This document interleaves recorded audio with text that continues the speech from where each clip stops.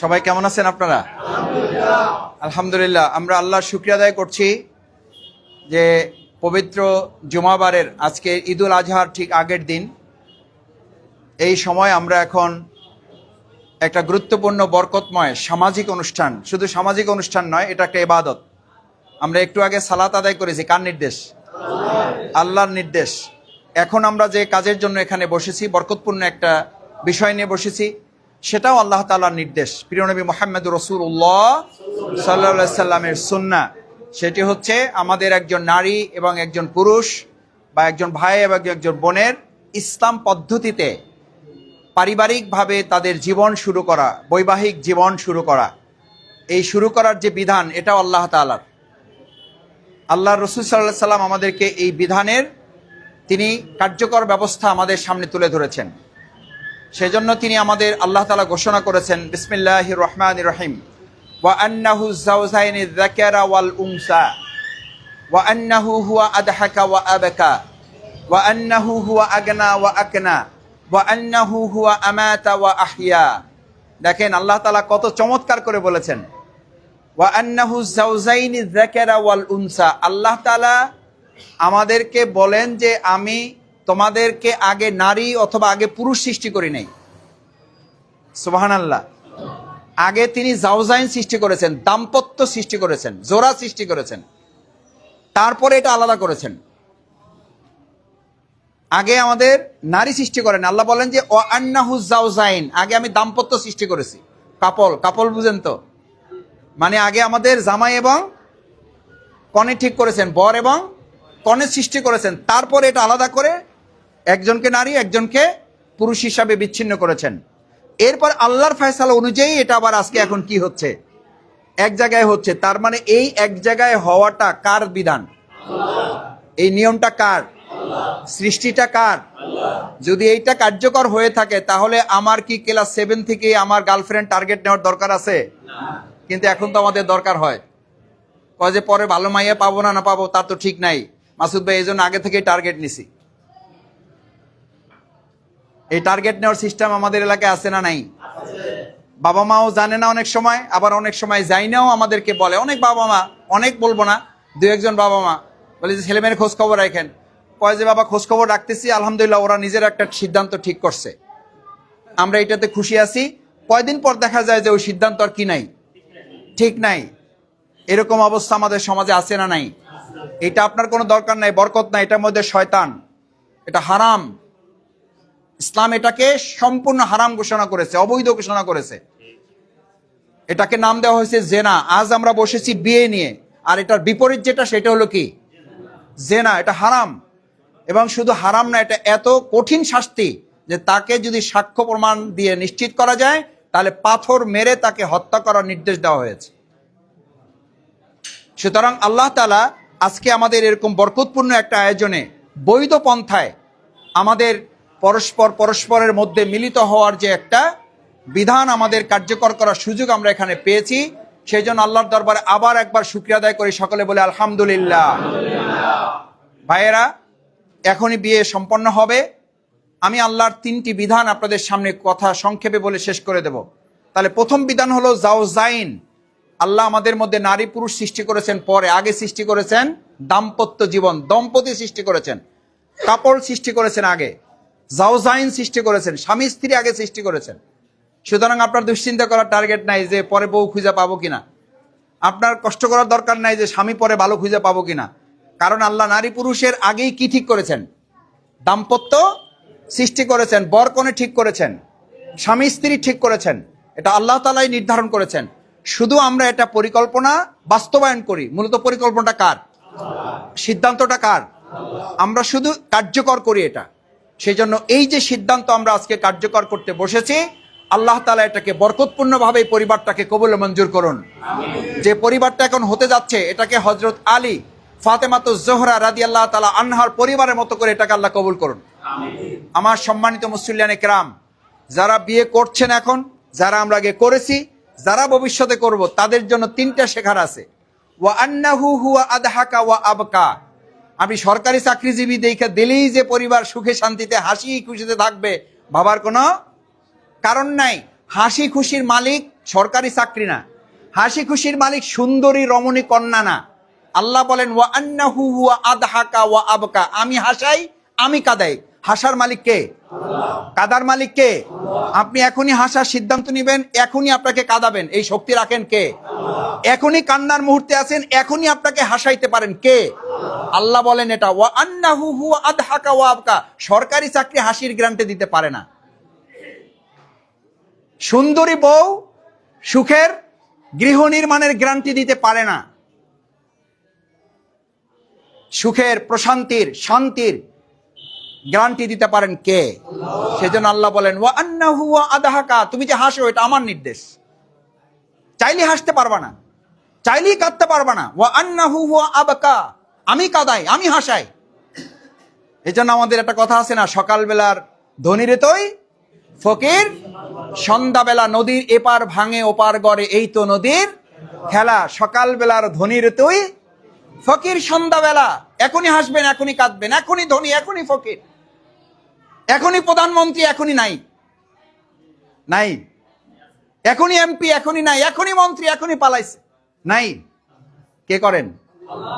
ওমা তাশাউনা ইল্লা আইয়াশা আল্লাহ। আপনি যা চান তা হবে না।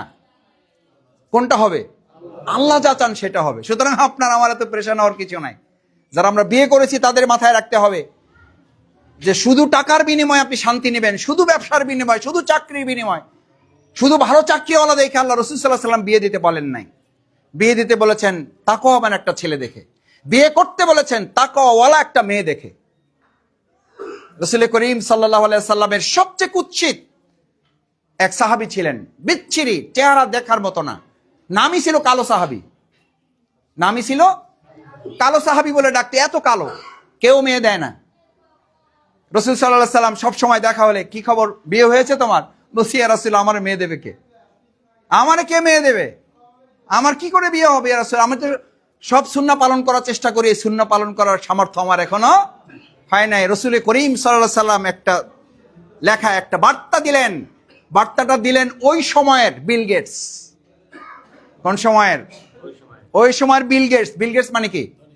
সবচেয়ে বড় ধনী। শুধু বিল গেটস কে দেন নাই, বিল গেটসের আবার এই সময়ের মেরিল বলেন, প্রথম আলো বলেন, এগুলোর সবচেয়ে যারা হিট, তার চেয়ে সুন্দরী কন্যার জন্য প্রস্তাব পাঠাইছেন। প্রস্তাব পাঠাইছেন কোন সাহাবীর জন্য? কি সাহাবী? কি সাহাবী? কালো সাহাবী। ভাইরে এই কথাটুকু বলার জন্য দাঁড়াইছি। সুন্দরীতে সুখ খুঁজেন না, টাকায় সুখ খুঁজেন না, বিল্ডিং এ সুখ খুঁজেন না, এসিতে সুখ খুঁজেন না। রাসূল সাল্লাল্লাহু আলাইহি সাল্লাম যে লেখাটা দিয়েছে ও দেখেও নাই, বলছে অমুক জায়গায় যাও। ঠিকানা অনুযায়ী চলে গেছে, যাইয়া দেখে তো বিল গেটসের বাড়ি। পত্রটা ওনার কাছে দিছে, পত্র পড়ে তো তার মাথা গরম। তার ওই ছেলে মানে এই কালো সাহাবী এবং মেয়ের বাবার কথোপকথন ভিতর থেকে মেয়ে শুনতেছে। সে বলতেছে এই পত্র নিয়ে কে পাঠাইছে? বলছে যে প্রিয় নবী মুহাম্মদুর রাসূলুল্লাহ সাল্লাল্লাহু আলাইহি সাল্লাম এই পত্র নিয়ে আপনার কাছে আমাকে আসে। আমার কোনো দোষ নাই, আমি কোনো প্রেমের প্রস্তাব নিয়ে আসিনি, আমি বিয়ের জন্য উদ্গ্রীব হয়ে যাইনি, আমি শুধু একটা সুন্নাহ পালন করার জন্য আমার প্রিয় নবী রাসূল করিম সাল্লাল্লাহু আলাইহি সাল্লামের কি চেয়েছি? সহযোগিতা। এখানে দুটো শিক্ষা আছে। আমরা যারা এই খালি ইমাম, খতিব, শফিকুল ইসলাম মাসুদ কয় চালাই যান, আল্লাহ বর্ষা আমি আসি, দোয়া করবো। আরে ভাই দোয়াও করেন, সাথে সহযোগিতাও। কারণ রাসূল সাল্লাল্লাহু আলাইহি সাল্লাম চিঠি লিখে খালি দোয়া করতে পারতেন না। কারণ আমরা কি করি? কয় দোয়া করে আল্লাহ বর্ষা চালাই যান। আরে ভাই দোয়া করবেন, একটা লোক বিপদে থাকলে তাকে সহযোগিতার যতটুকু সামর্থ্য আছে সবটুকু দিয়ে আপনি তাকে করবেন। এটা নেতার দায়িত্ব। এটা সমাজের যারা কর্তা ব্যক্তি, সমাজ পরিচালনায় যারা ভূমিকা রাখেন, যারা মানুষের এই নেতৃত্ব দেন বিভিন্ন জায়গায়, আল্লাহ তাআলা যাদেরকে মর্যাদাবান করেছেন, এটা তাদের কাজ। বিপদ দেখলে দূরে সরে যাবেন না, বিপদ দেখলে সম্পৃক্ত হবেন, ওই বিপদটা দূর করার জন্য তার পাশে দাঁড়াবেন। আফআলুল খায়র লাআল্লাকুম তুফলিহুন, কল্যাণের জন্য কাজ করো, শুধু সে সফল হবে না, আল্লাহ তোমাকে সফল করবেন। সুবহানাল্লাহ। ধরেন আমি বিপদে পড়ছি, আমাকে আপনি সাহায্য করলেন, আমি সাহায্য পেয়ে আমি সফল হলাম। আল্লাহ বলেন তুমি তারে সফল করছো, আমি তোমারে সফল করব। তাহলে সফল করাটা ওই ব্যক্তি শক্তিশালী না আল্লাহটা শক্তিশালী? আপনি মানুষটা পাইতেছেন, আল্লাহ পাইতেছেন? আমার ভাই, আল্লাহ আপনাকে বলছেন, আল্লাহ আপনাকে সফল করে দেবেন। সুবহানাল্লাহ বলবেন না? তাহলে পরস্পরকে আমরা সহযোগিতা করব, এটা রাসূলের সুন্নাহ। করবেন ইনশাআল্লাহ? চিঠি লিখে দিলেন, বাবা মেজাজ গরম, একদিকে বিল গেটস আর একদিকে সুন্দরী কন্যা সামনে বসে আছে সবচেয়ে কালো সাহাবী। বলছে, তোমার মাথাটা কি ঠিকঠাক আছে? তুমি কি জানো কোন জায়গায় আসছো? তুমি কি আমাকে চেনো? তুমি কি এই ঘর সম্পর্কে, মর্যাদা সম্পর্কে, আমার কন্যা সম্পর্কে তোমার কোনো ধারণা আছে? বলছে যে আমারে যা বলেন আমার কোনো দোষ নাই, আমি আমার সিদ্ধান্তে আসি নাই। এখানেও দেখেন, সে এখানে যাওয়ার ক্ষেত্রে কোনো গরুমিশি করে নাই। আমরা হলে কি করতাম? না, আপনি লিখছেন ঠিকই আছে, আসলে এটা বিবেচনা প্রসূত হবে না, ওই জায়গায় গেলে শেষে আমারে মারে না ধরে, শেষে বাইন্দে পুলিশে দেয় কিনা তারও কোনো ঠিক নাই, আমি এসবের মধ্যে নাই, সাথে আমার সাথে আপনি চলেন, অথবা আপনি নিয়ে দিয়ে যান, এরপরে যদি আরামায়েশের জায়গায় তাহলে আমি যাবো, পরে আমারে খবর দিয়েন। এটাও সে বলে নাই। রাসূল সাল্লাল্লাহু আলাইহি ওয়াসাল্লাম বলেছেন, this is enough, is enough, enough is enough. রাসূল সাল্লাল্লাহু আলাইহি ওয়াসাল্লাম বলেছেন, ব্যাস আর কোনো কথা নাই। তাহলে রাসূল সাল্লাল্লাহু আলাইহি ওয়াসাল্লাম বলেছেন আর কত কথা নাই, এটাই তো হবে রাসূল সাল্লাল্লাহু আলাইহি ওয়াসাল্লাম উম্মার সবচেয়ে বড় দায়িত্ব। এই দায়িত্ব আমরা পালন করতে পারবো ইনশাআল্লাহ। রাসূল সাল্লাল্লাহু আলাইহি ওয়াসাল্লাম বলেছেন, তোমরা ভালো হও, ভালো মানুষের সাথে চলো। আমরা ভালো হব, ভালো থাকবো, ভালো মানুষের সঙ্গে হব ইনশাআল্লাহ। সেজন্য তিনি পাঠিয়েছেন, সাহস নিয়ে চলে গেছেন, কারো পরোয়া করেন না। ডোন্ট কেয়ার, ডোন্ট কেয়ার দেয়ার, কাউকে পরোয়া করেন না, চলে গেছেন। ফিরে আসবেন, বের হয়ে আসবেন, মনক্ষুণ্ণ, মনটা একটু খারাপ, গেলাম। রাসূল সাল্লাল্লাহু আলাইহি ওয়াসাল্লাম পাঠাইছেন, তার কথা শুনলো না। মেয়ে ভিতর থেকে বাপকে ডাক দিছে, বাপ যান, বলো। বলছে, কে এসেছিল? বলছে, অমুক এসেছিল। বলছে, কি নিয়ে এসেছিল? মেয়ে তো সব শুনছে, শুনে জিজ্ঞেস করছে। বলছে, রাসূল সাল্লাল্লাহু আলাইহি ওয়াসাল্লাম মুহাম্মদ পাঠাইছে সাল্লাল্লাহু আলাইহি ওয়াসাল্লাম। এবার সে তার পক্ষ থেকে জানিয়ে দিচ্ছে, কারণ তার পক্ষ থেকে, এই যে তার পক্ষ থেকে মতামত, এই মতটা তার মধ্যে তৈরি করে দিয়েছেন তার বাবা কালো সাহাবী। কে? কে? এই মত যদি তার মধ্যে তৈরি করে না দেয়, তাহলে আপনি সবচেয়ে সুন্দরী দেখে হাজার লক্ষ টাকা খরচ করে ধৈর্য বাইন্দা পুলিশ দিয়া তাবিজ দিয়া নিয়ে আসবেন, ওই মত থেকে তাকে মুহূর্তের মধ্যে পরিবর্তন করে দেওয়ার ক্ষমতা রাখেন যিনি, তিনি কে? এই কারণে তো মাঝে মধ্যে দেখেন না, প্রেম করে বিয়ে করার সপ্তাহের মাথায় দুইজনারই ফাঁসি। আত্মহত্যা করছে না করে নাই? করছে, কারণ ওদের মধ্যে মহব্বত আছে, আল্লাহর কি নাই? রহমত ছিল না। যুবকেরা ভালো করে মাথায় রাখো, আমিও তোমাদের মধ্যে একজন বৃদ্ধ যুবক, দাড়ি একটু সাদা হয়েছে কিন্তু যৌবন শেষ হয় নাই, এখনো তোমাদের মতো টুকটাক লড়াই সংগ্রাম যুদ্ধ করতে পারি। সেই যুবকের কাতারে দাঁড়ায় বলছি, যুবকেরা, তুমি যে যাকে টার্গেট করেছে, তুমি চাইলেই মহব্বত, ভালোবাসা তৈরি করতে পারবে না, এটা আল্লাহর একটা মাখলুক। ভালোবাসাটা কার মাখলুক? আপনি যেমন মাখলুক, পিঁপড়া যেমন মাখলুক, সিংহ যেমন মাখলুক, কুকুর যেমন মাখলুক, ভালোবাসাটাও কার মাখলুক? এটা আল্লাহর সৃষ্টি, আল্লাহর অনুমোদন ছাড়া এটা একটু বাড়েও না, এটা কমেও না। সুতরাং যদি দুইজনের মহব্বত ঠিক রাখতে চান, তাহলে আসল মহব্বত ঠিক রাখতে হবে কার সাথে? আজকে তো এখানে সিন্নি আসে নাই, সিন্নি আসলে বলতে পারতাম হুজুর ইমাম সাহেবকে, মোল্লার উসিলা সিন্নি খাও, মোল্লার কথা মনে রাখো না। যে মহব্বত আল্লাহর সৃষ্টি, এর সাথে সম্পর্ক নাই, তাকে ভালোবাসো না। তুমি শুধু তোমার বউরে ভালোবাসা, তুমি ভালোবাসা টিকে রাখবা, অসম্ভব, অবাস্তব, অকল্পনীয়, প্রশ্নই ওঠে না। এ কারণে আজকে সংসারগুলো জোড়া লাগতেছে না, সমানে ভাঙতেছে। গ্রামে একটু কম টের পাইতেছেন, শহরে ঘরে ঘরে, ফ্ল্যাটে ফ্ল্যাটে নিজের বউয়ে প্রশান্তি নাই, নিজের ঘরে প্রশান্তি নাই। প্রশান্তি খোঁজার জন্য এখন ক্লাব খোলা হয়েছে, প্রশান্তি খোঁজার জন্য এখন দোকান খোলা হয়েছে। দোকান, চকলেট যেমন কিনতে পাওয়া যায়, ভালোবাসা এরকম এখন কিনতে পাওয়া যায় না, পাওয়া যায় না। আমি ক্লাস 9-এ পড়া অবস্থা আমার শিক্ষক বলছিল, একসময় এমন হবে যে দোকানে যেমন চকলেট বিক্রি হয়, এরকম ভালোবাসার বস্তু বিক্রি হবে। ক্লাস 9-এর কথা এখন মনে পড়ে। এখন এরকম দোকান বিভিন্ন স্পটে স্পটে আছে না, বাংলাদেশে আছে না? নাই, ভালোবাসা কিনতে পাওয়া যায়। এখন আপনার পরিবারের ভালোবাসা আপনার আর পোষাচ্ছে না, কারণ এই ভালোবাসার মূল মালিক যিনি, তার সাথে আপনার কি নাই? সম্পর্ক নাই। যিনি মালিক তার সাথে সম্পর্ক না, আপনি ভালোবাসা পাবেন কই ভাই? কে দেবে আপনার? আপনার বউ আপনার ভালোবাসা দেওয়ার মালিক না, স্বামী বউকে ভালোবাসা দেওয়ার মালিক না, মালিক হচ্ছেন আল্লাহ তাআলা। আমি এই পরিবারকে সামনে রেখে এই কথাগুলো এই জন্য বলছি, আল্লাহ আমার অহংকার মাফ করুক, সব যেন নষ্ট না হয়। আমার বিয়ের সময়ের ডাবল জায়নামাজ একটা কিনেছিলাম, বিয়ের বাজারের মধ্যে এটা প্রথম বাজার করেছি। এবং বলেছিলাম প্রথম রাতে আমার স্ত্রীকে যে আমাদের সব যদি হারাইয়া যায় তাহলে আমাদের ডাবল জায়নামাজটা যেন না হারায়। ওইটা যখন শেষ হওয়ার আগেই আমি আল্লাহ তাআলা কবুল করেছিলেন, উমরায় গিয়েছি, সেখান থেকে আর একটা ট্রিপল, তখন তো বাচ্চা একটা হয়ে গেছে, তখন ট্রিপল জায়নামাজ নিয়ে এসছি, মানে 3 জন এক জায়নামাজে পড়া যায় সেই রকম একটা জায়নামাজ নিয়ে আসছি। 2 জন যখন ছিলাম তখন ডাবল জায়নামাজ ছিল। এই জন্য ছিল ভাইয়েরা, আমার ইবাদতের কথা আপনাদের বলার জন্য না, যার ভালোবাসা আমার পাইতে হবে তার কাছে ভালোবাসার ধর্ণা দিতে হবে এই 2 জন মিলে। আমরা আজকে এই বর এবং কনের জন্য দোয়া করি, আল্লাহ তাদেরকে এক জায়নামাজে চোখের পানি ফেলে ভালোবাসার মূল মালিকের সাথে তারা যেন সম্পর্ক তৈরি করতে পারে। সেই সম্পর্কের মাধ্যমে যেন তাদের ভালোবাসা এমন পর্যায়ে পৌঁছে যায়, দুনিয়া নয় জান্নাত পর্যন্ত যারা তারা একত্রে থাকতে পারে। যে স্বামী তার স্ত্রীর প্রতি মহব্বত দেখাবে আল্লাহর জন্য, আর যে স্ত্রী শুধু আল্লাহকে ভয় করে, শুধু তার স্বামীর ভালোবাসা আমানত রক্ষা করবে, আল্লাহ বলেন যত হুর পরি গেলমান বলো ওগুলো তার কাছে কিছুই মনে হবে না। স্বামী তার স্ত্রীর কথা বলবে জান্নাতে গিয়ে, স্ত্রী তার স্বামীর কথা বলবে। স্বামী খুঁজবে স্ত্রীকে, আমার দুনিয়ার সেই স্ত্রী কোথায়, স্ত্রী বলবে আমার সেই স্বামী কোথায়। এবং আল্লাহ তখন বলবেন, ফেরেশতাদের নির্দেশ দিবেন, ওই যেগুলো আছে ওগুলারে সব খাদেম বানাই দাও। কি বানাই দাও? যুবকেরা শোনো, শফিকুল ইসলাম মাসুদরা এই সমস্ত কথা কবিতার মতো বলে না, এগুলো কোরআন হাদিসের কথা।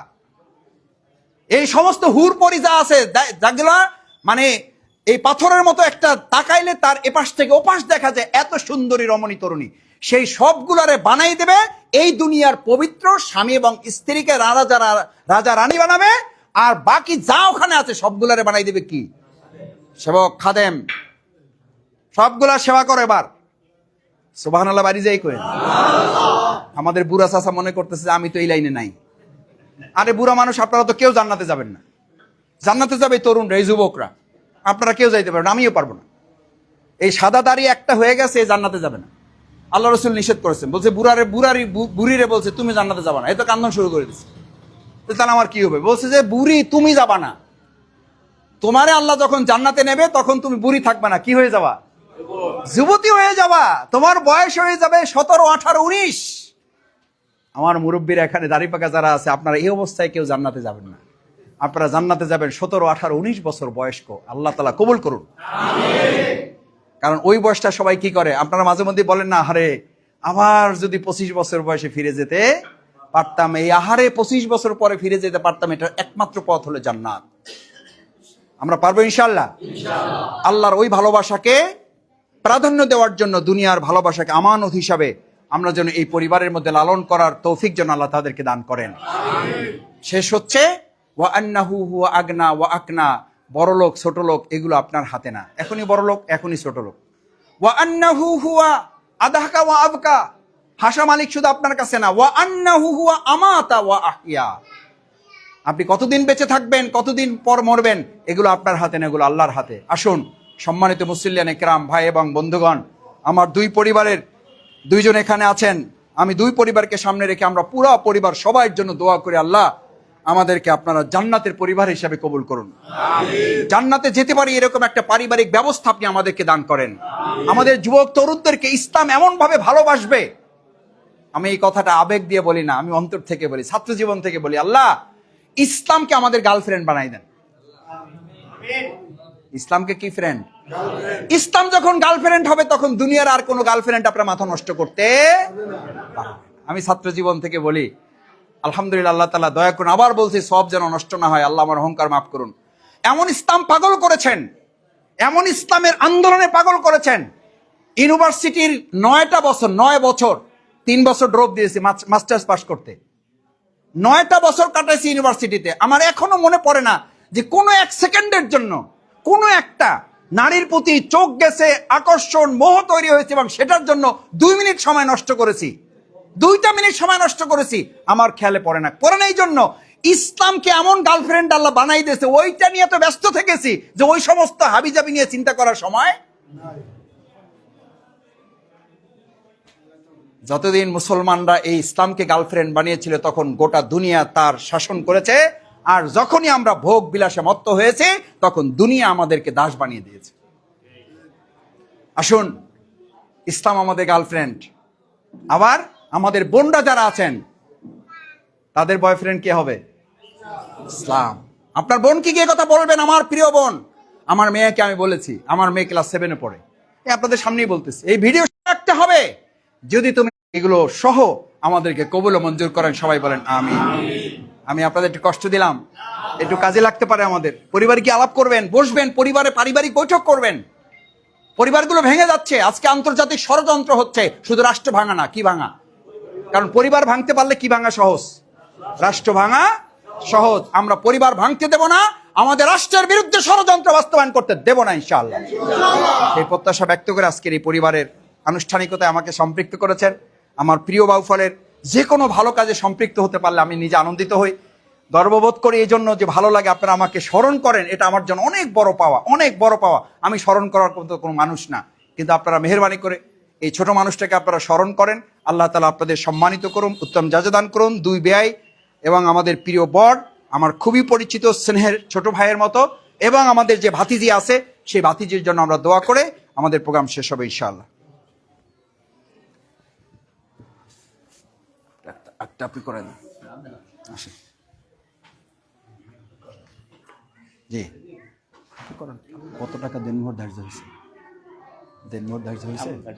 ধার্য করেন নাই? আপনি তো করতে হবে। আপনি এটা তো আগে ঠিক করে আপনি একটু আলোচনা হয়েছে? কত হয়েছে?